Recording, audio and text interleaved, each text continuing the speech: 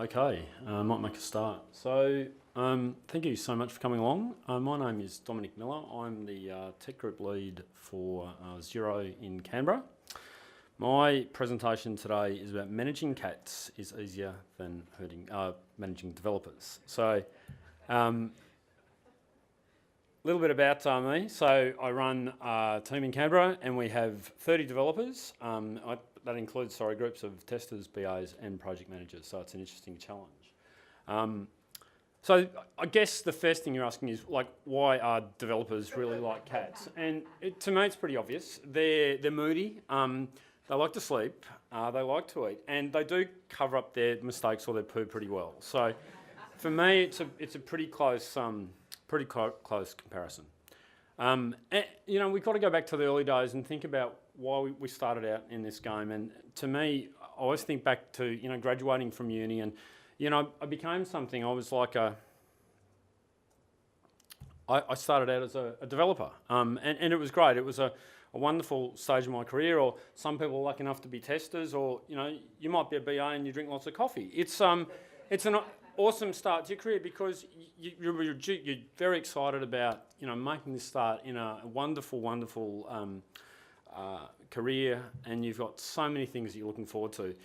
So, that's great. And then suddenly, after maybe a few years, you get a promotion and life's like, wow, this is great. I've got a promotion, new title, maybe some more money, get a phone call from your parents. Oh, so proud of you, you've done so well. It's career advancement, and a LinkedIn update. So what could be better than that? It's awesome. Hang on, the cat saw something. Something might have just missed. Now, I don't know if you can see, but there's a little just down there. If you know, management responsibility. Management responsibility, that's interesting. But that's okay because, managing developers is really easy. We know that. We know that all teams behave very similar. You've got a well-known set of instructions for managing people. You get a hand-picked, experienced team, and one of the coolest things is you start out with one person and then you might get given another person. You ease into it really slowly. And then you get a mentor to just cover you all the way, all through your period of looking after people. You've got this mentor, so it's really, really, really quite easy. It's just, in fact, why would they even bother mentioning it? It's bullshit. Okay, I'm sorry, but if I'm going to give you one quote to go away from today, it really is, just remember this. The reality of managing developers is it's hard. Okay, so quote me on that. I'm prepared to front Parliament and put my reputation on the line. I've been doing it for a long time. It's not easy, okay? It's not. Standard, production release day. That's what it's like. And if you've been in a situation when you know that you're coming in, you've got a release, it might be early morning, that's what I deal with anyway. But, you're in charge. Seriously, the buck now stops with you. We know that projects are complicated. We know that they often fail. And suddenly, the problems actually do get escalated to you with that release when it's gone to shit. It's in your court, and you have to have mechanisms to deal with it. And managing developers it's hard work. They're hard work. People don't always get on well together. They have hard days. There's stress and pressure. Team members have high expectations. People get sick and they have pressure outside of work. So, you might think it's easy. The reality is it's not. But the good news is there's solutions. And I guess that's really why I'm here today, because being a manager of development teams for as long as I've been doing it, I think I've picked up a few little tips over the years. So first, number one thing to remember, it's a big jump, okay? So when you transition from being a developer to managing, just remember, it's a big jump. You need to think big picture, you need to shepherd your team, and you need to think about things like, suddenly you've got to do things like one-on-ones, and you do have to do it. Don't think, I'll just get away with it. I don't have to do a one-on-one this week. Do your one-on-ones.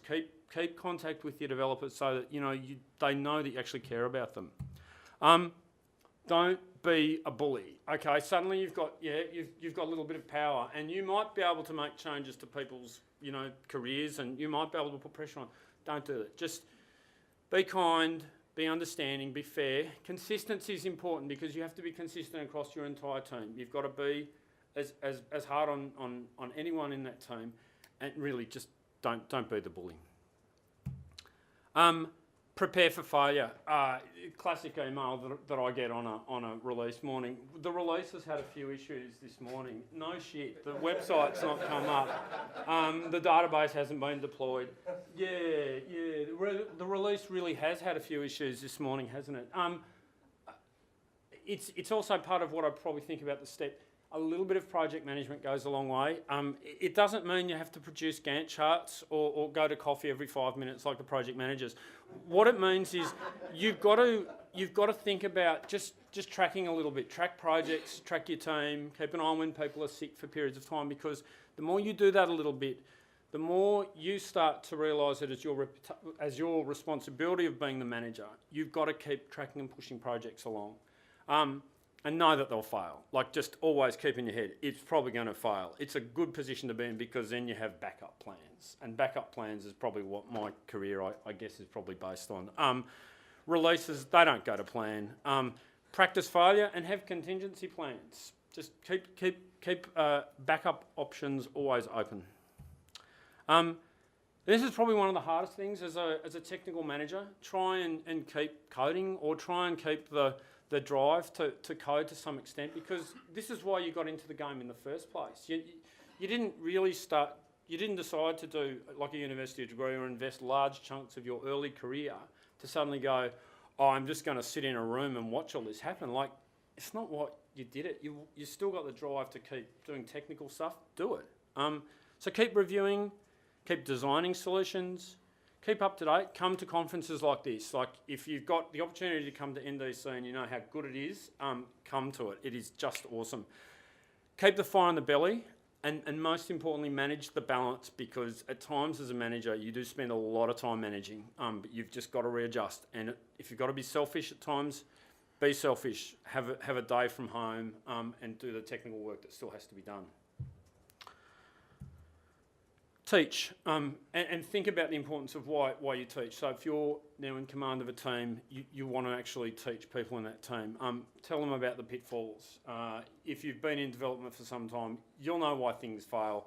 Just, pass that on to the next group of people who, might have to do this one day. Think about good conventions and standards, and thinking about giving people the ability to step up. So if someone's going away for a period of time or you're taking leave, give someone the opportunity, even just as an acting opportunity to take on the team responsibility. And teach them to teach. And one of the big things we do at Xero is we actively go out to universities and we work with universities and high schools, and we actually teach them about, why you would get involved in this career. Bring your teams into that and give them the opportunity as well. So, given that I've sort of explained, it's really quite hard, and I've said there's a few solutions, why on earth would you actually do it? Like, why would someone be stupid enough to do the job that I do? Pretty obvious. Money. No, it's not the only reason. It's not, but as part of career growth, it probably does help a little bit. The key for me is, in terms of worth it, you get to make decisions. You take responsibility. It's part of career growth.